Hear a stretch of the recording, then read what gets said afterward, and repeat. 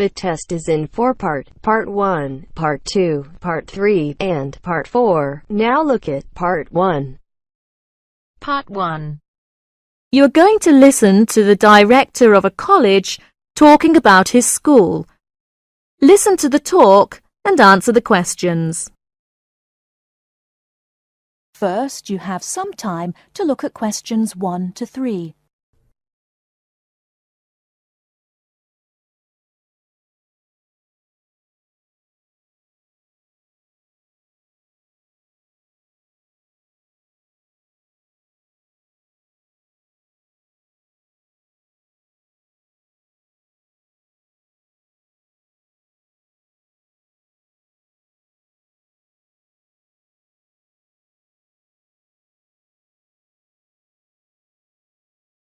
Now we shall begin. You should answer the questions as you listen, because you will not hear the recording a second time. Listen carefully and answer questions 1 to 3. Many of you already have a reasonably firm idea of the general subject area you wish to study. Others are more open and searching for ideas. Whatever your situation, I hope you find that we have a course that meets your needs. Our firm aim is to be a student-centred institution with a special emphasis on flexibility. This begins with our attitude to access. We judge people on their motivation and commitment to study as much as, if not more than, formal qualifications. This is reflected in the vitality and diversity of our student population. Some of our students come direct from sixth form or college. Before you hear the rest of the conversation, you have some time to look at questions 4 to 10.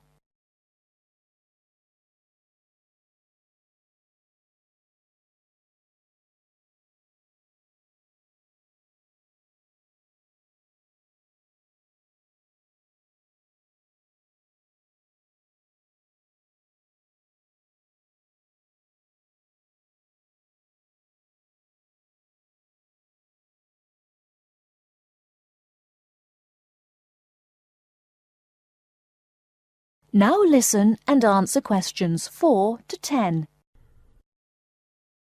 Others are coming into higher education after a short or long gap from formal education. Some are seeking a specific set of skills with a particular job or profession in mind. Others are retraining or studying to give their careers a new direction or dimension. Some are learning about the very latest scientific, technological and commercial knowledge. Others are stretching their minds on sensitive environmental, social and cultural issues. Even a casual observation of the mix of our student body indicates that we're close to our aim of being a polytechnic for the whole community. To meet our students' needs, we have 500 academic and a further 500 support staff committed to good quality teaching, high standards, and sensitive and sympathetic student care. We have probably the longest experience of understanding and dealing with the differing needs of a diverse student population. I hope you'll find a suitable course at the Polytechnic College. If you want to come to the college and we consider you suitable, we'll do our best to find you a place. And when you're here, we'll work hard to make your experience enjoyable, stimulating, and educationally rewarding. That is the end of Part 1. Now turns to Part 2. Part 2. You will hear a tour guide giving information about a shopping district. First, you have some time to look at questions 11 to 15.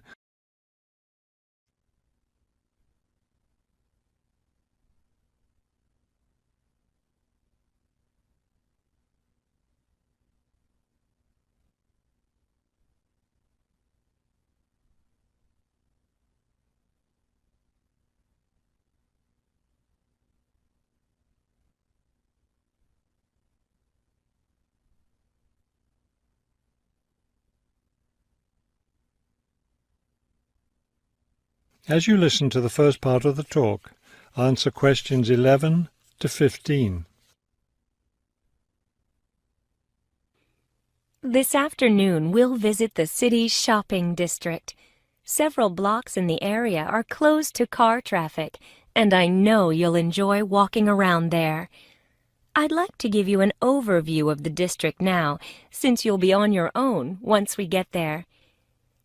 You'll see on this map here that the shopping district consists of two streets, Pear Street, which runs north and south, and Cherry Street, which crosses Pear Street right here. Let's start our tour here on Pear Street, where the star is. This star marks the Harbor View Bookstore. It's very popular among locals as well as tourists. You can buy a range of books of local interest as well as a variety of magazines and newspapers. It's directly across the street from the city library, which is also worth a visit. It's in one of the oldest buildings in the city and contains, among other things, an interesting collection of rare books. Now, moving up Pear from the bookstore toward Cherry, the next building on the left is the Pear Cafe. You'll notice it's right on the corner of Pear and Cherry Streets. It's a great place to relax while enjoying a delicious cup of coffee or tea.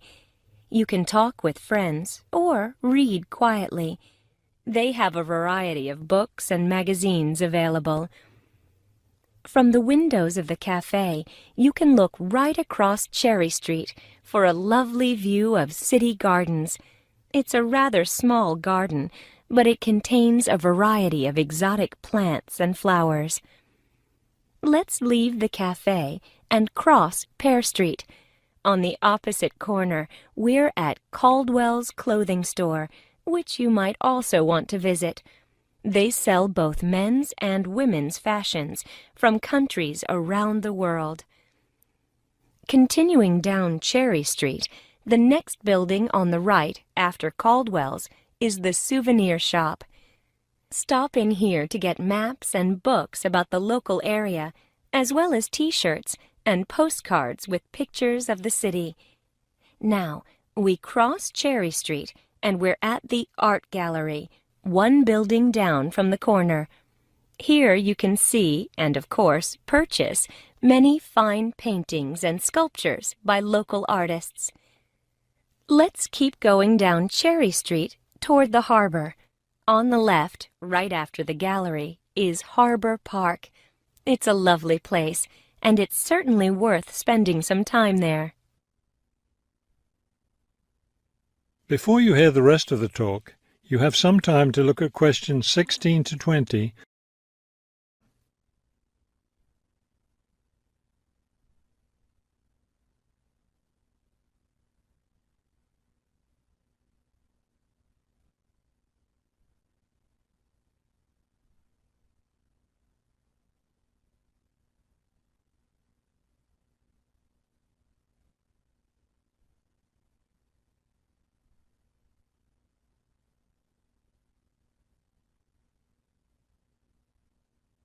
Now listen and answer questions 16 to 20.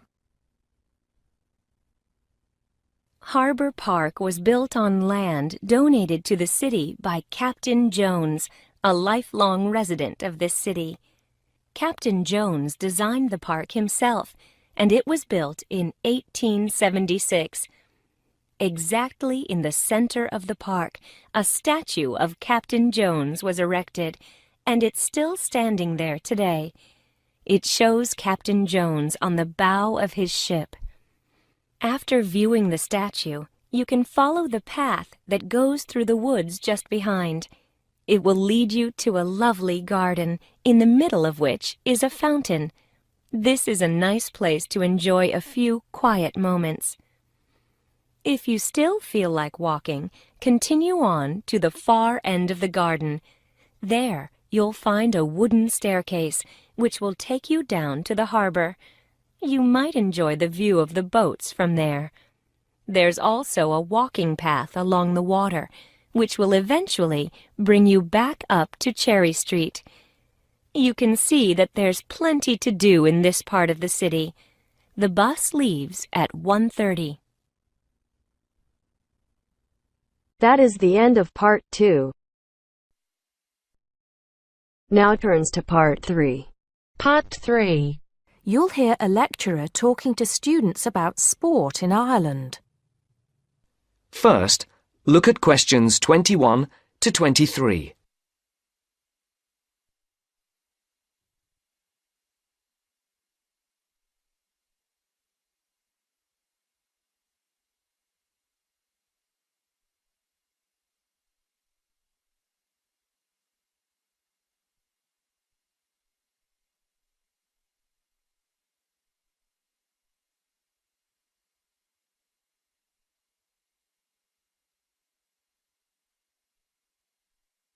As you listen, answer the questions. Now, today we're going to be finding out about the most popular sports in the Emerald Isle. That's Ireland, of course. Can you guess what they are? Well, there are these two lesser-played games, a form of rounders and Gaelic handball. But we'll start with one which is perhaps over 3,000 years old, arriving in Ireland with the Celts, some claim. That may be a slight exaggeration, but I consider it to be the fastest field game in the world, and it goes by the name of hurling. Well, that's what it's known as in the English-speaking world anyway. So, what do you have to do? You've got 15 players on a team, one of them the goalkeeper. Each one has a stick called a hurley. Here you are. I've brought mine along. Had it since I was at school. This is what it looks like, and basically you have to get this ball, called a sliotar, that's S-L-I-O-T-A-R, so it's not spelt the way it's pronounced. You hit it into the net for 3 points, or you can hit it over the net for 1 point. The goal looks like the letter H, with the net under the crossbar. The goalie has a bigger stick than the others to help keep the ball out. You can also catch the sliotar and run with it for 4 steps maximum, or bounce it on your stick. Is that clear to you all? I'll be showing you a video a bit later, so you can see what a game actually looks like. You might like to think of it as a mixture of lacrosse, hockey, and baseball. Oh, and it's played by women too, but it goes by the name of camogie in that case. Before the conversation continues, look at questions 24 to 30.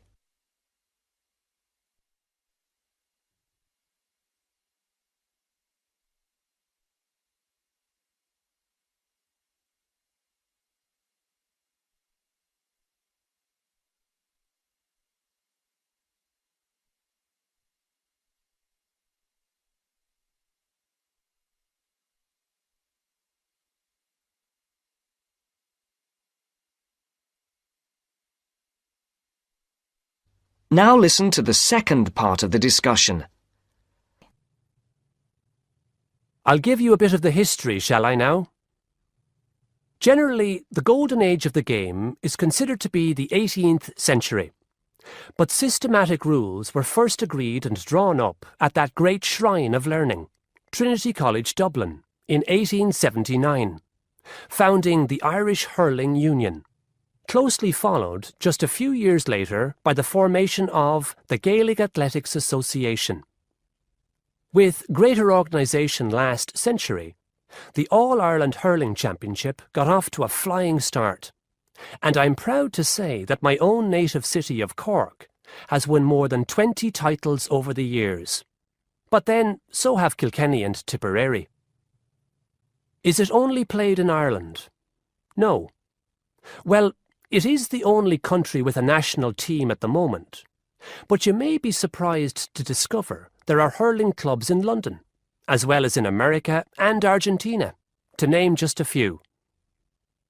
The other game I'd like to take a little time to introduce you to is Gaelic football, which is played on the same pitch as hurling with the same number of players, but there's no net. You just have to get the ball over your opponent's goalposts. and you can do that by kicking or punching the ball. However, you're not supposed to do that to the players, I might add. Imagine it as a combination of soccer and basketball. But in my opinion, it's a more exciting spectacle than either of those. Excuse my bias, if you will. It's also very popular with women. In fact, there are more women's teams than for any other sport. Whether despite or because of the physical contact involved, I wouldn't like to say. They do play a shorter game, 60 minutes, rather than the men's 70. So, let's have a look. If we can have the lights down, I'll see if I can get this technology to work. That is the end of Part 3. Now turns to Part 4. Part 4. You are going to hear a talk about universities and colleges in Britain. As you listen to the talk, complete the notes below. First, you have some time to look at questions 31 to 40.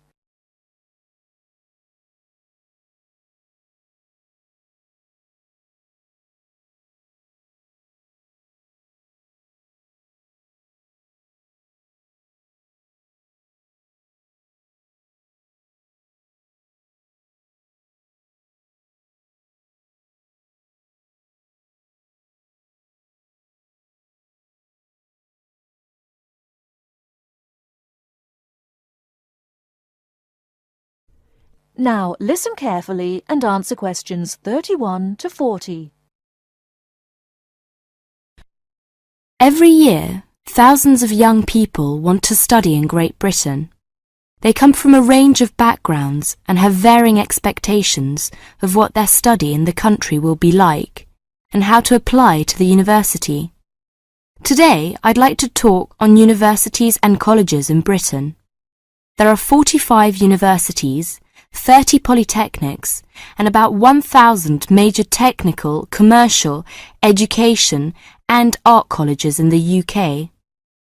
In 1973 to 1974, there were over 251,200 full-time students in universities, of whom almost 10% were from overseas.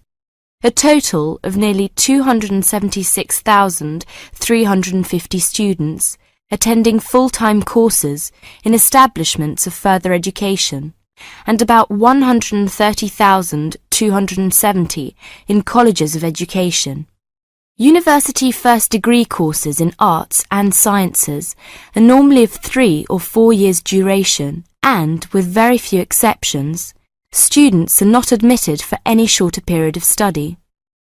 The academic year normally extends from October to June and is divided into 3 terms. Information about courses and entrance requirements should be obtained by writing direct to the university at least 12 months before the proposed date of admission. All applications for admission are dealt with by the University's Central Council on Admissions, the UCA, to which all candidates seeking admission to a full-time internal first degree course or a first diploma course of more than 1 year's duration must apply. Full details of the admission procedure are to be found in the UCA Handbook, How to Apply for Admission to a University. A copy of this handbook and the standard application form should be obtained from the UCA at P.O. Box 28, Cheltenham and Gloucestershire, GL 501HY. The application form must be returned to the UCA by a stated closing date, usually in December, October for Oxford and Cambridge. The UCA will continue to send application forms to universities for consideration at their discretion for a limited period after the 15th of December. But candidates are strongly advised to ensure that their application forms reach the UCA by the stated closing date to help their chances of selection. Candidates who fail to obtain a place in the initial selection period are automatically put into the clearinghouse scheme in June-July, when these candidates' application forms are again sent to those universities which still have vacancies. Students from the following countries should send their application forms to the UCA via the Overseas Student Office of their own country in London: Bahamas, Brunei, Cyprus, Ghana, Guyana, India, Luxembourg, Singapore, Tanzania, Thailand and Uganda. Graduates of a university in Britain or overseas who wish to take another first-degree course should approach the university concerned to inquire whether it wishes them to apply direct or through the central UCA scheme. Now, let's turn to transfer. It is very rare for a student who has begun a first-degree course at one university in Britain to transfer to another British university with a view to completing it there, and there is no provision for the automatic granting of credit for university studies already undertaken. Students who have already completed some university-level study should make inquiries directly with the individual university.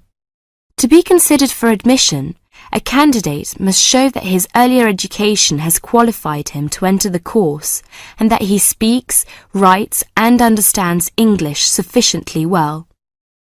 The usual minimum qualifications for entry to a first-degree course in a university are good passes in the General Certificate of Education, the British School Leaving Examination, either 3 passes at ordinary level and 2 advanced level, or 1 at ordinary level and 3 at advanced level. A certificate which gives admission to a university in the candidate's own country will be taken into consideration for admission to a British university, but a university may still require passes in some subjects of the GCE, or an equivalent examination. It should be noted that possession of the minimum entrance requirements does not guarantee admission. Selection is competitive, and each application is judged on its merits. The British Council offices overseas and the Schools Council, 160 Great Portland Street, London W1N 6LL, are prepared to offer advice on the acceptability of specific overseas qualifications in place of the British General Certificate of Education. A copy of the original certificate and, where appropriate, an approved translation should accompany all inquiries. That is the end of Part 4. You now have half a minute to check your answers.